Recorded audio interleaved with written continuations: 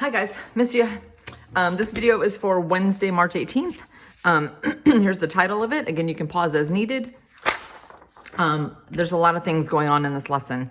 This is the type of lesson where if I was doing this in front of you, I'd be drawing so many pictures on the board. Please forgive the crude drawings that you're seeing here. I'm not an artist. But what this is trying to show you, this slide, is that this is a positive angle because it's rotating in the counterclockwise motion, right? In degrees, this angle would be something between 90 and 180. In radians, it's something between pi over 2 and pi. This angle is in the negative direction, right? If you go clockwise, that's considered to be a negative rotation. This angle would be considered to be something between negative 90 and negative 180, or negative pi over 2 and negative pi. This angle, I know it doesn't look much like an angle because you have the initial side laying right on top of the terminal side, but this is 360 degrees or 2 pi. And then this one, this is probably the most important. This is to show that angles are not confined or restricted to just one rotation. This has a full rotation to here, that's 360 degrees, and then a little bit more. So this angle is something between 360 degrees and 450 degrees, right? Or something between 2 pi and 5 pi over 2, which is 2.5. All right, so again, if you've got questions, write them down. You can ask them during my Instagram live tomorrow. Okay, second thing in this lesson, we need to be able to convert from degrees to radians and back. We did this once or twice actually, excuse me, when we did the derivation of the unit circle, but I'm gonna show you how to do it again. So if I wanna know how many radians 340 degrees is, I'm just gonna set this up as a proportion. Here's the thought process. 340 degrees is a certain number of radians, the way that 180 degrees is pi radians. And if I cross multiply, 180x equals 340 pi, and then you divide. All right, and I'm gonna break out my handy dandy calculator to reduce that fraction. 340 divided by 180 is 17 pi over 9. Okay. And then I have a couple examples over here as well.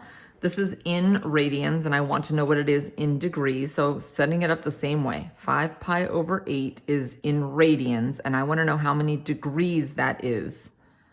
So I'm going to set it up as pi over 180. Notice the whole top, these are all in radians. The bottom is all in degrees. So if I cross multiply, x times pi is equal to 5, sorry about that, that's supposed to be in the denominator, 5/8 pi times 180. Now, if you divide both sides by pi, the pi's go away.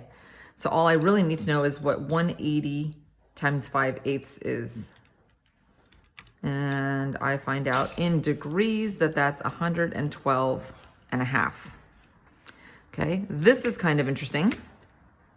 This is 5 radians, okay?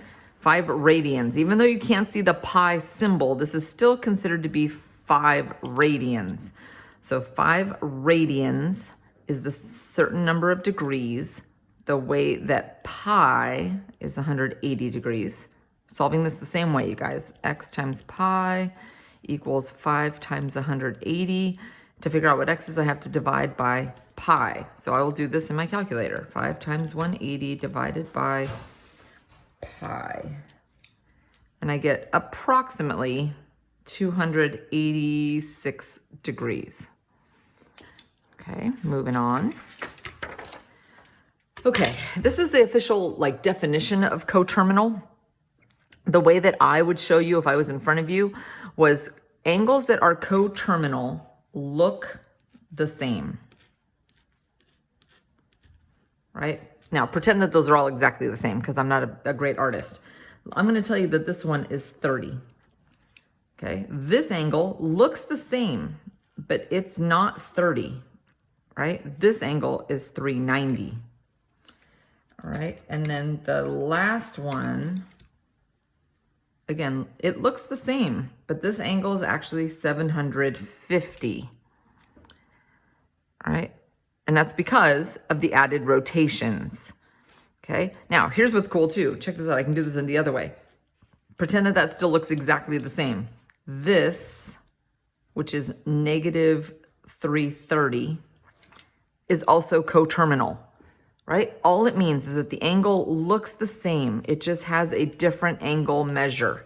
And you can do this in degrees and you can do it in radians. Okay, so my suggestion, and you know me pretty well by now, is draw a picture, right? So let's take a look at this one, 13 pi over 6. As a mixed number, this is 2 and 1/6. Let me draw a picture of what 2 and 1/6 pi looks like. Here's 2 pi, that's a full rotation, plus 1/6 more, right? This little shaded part is 1/6 more. So if I wanted to name this a different way, if I don't want to name it as 13 pi over 6, I can just call this pi over 6. It looks the same, right? It has the exact same look to it. It just has a different name. 128 degrees. 128 is something between 90 and 180. It's somewhere here in the second quadrant, right? This is 128. I can name this exact same angle a lot of different ways, right? I can get to this exact same terminal side a different way. What if I went this way? All right, check this out. 360 minus 128. That would be a negative 232 degree angle. It's coterminal. It looks the same. It just has a different angle measure. There's an infinite number of ways to do this, right? I could add in another negative rotation, or another, or another, or another, right? You could never name them all. All right, let's take a look at this one. 26 pi over 10 as a mixed number, right? As a mixed number is 2 and 6/10 pi, or 2 and 3/5 pi. Let me draw a picture of that. Here's 2. 3/5 is slightly more than half, so it's right here. Okay, so if I want to name this another way, the easiest way I can think to do that is to take out the rotation. Get rid of this whole rotation part. Just name it from here to here, which is 3/5 pi. All right, let's keep going. Ooh, this is a calculator thing, okay? So converting from decimal degrees to degrees, minutes, seconds. So a really quick explanation on what this means. Regular decimal degrees are fairly accurate.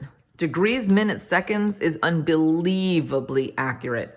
Okay, so this is sort of like if I said, hey, you know, go 2 blocks north and 3 blocks west.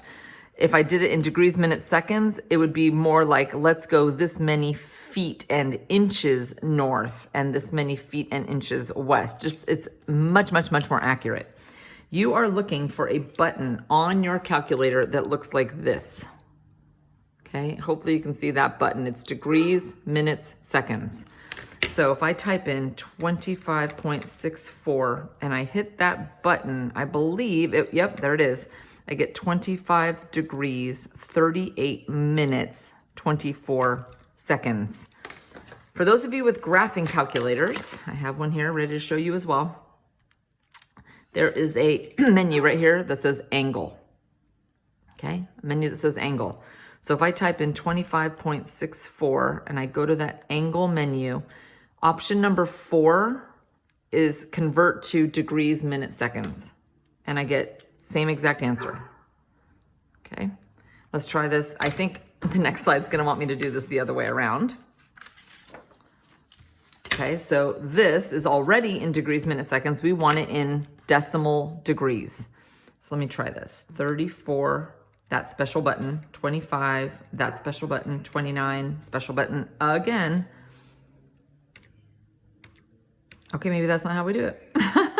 I probably should have planned this out before we started. Let's see, 34.2529. Let me try that. Nope, that's not it either. Okay, well, I'm going to do it on the graphing calculator so that I know what the answer is, and then I'll go back to the other. 35, angle menu, degrees. 25, angle menu, minutes. 29. Okay, and this is what's really weird about the calculator. Seconds are not under the angle menu. They are here. It's really hard to see. It's teeny tiny, and it's in green above the plus. Okay, so the answer here should be 35.4247. I just gotta get this calculator to do it. And I know that that is the button. 35 degrees, 25. That's giving me degrees again. All right, guys. I may have to post a supplemental video on this calculator because I can't figure out how to do it. But that is the end of this lesson. Let me figure this out, and I'll put another video for just a handheld calculator. Or there's always YouTube. You can figure it out. Anyway, miss you guys. Wash your hands.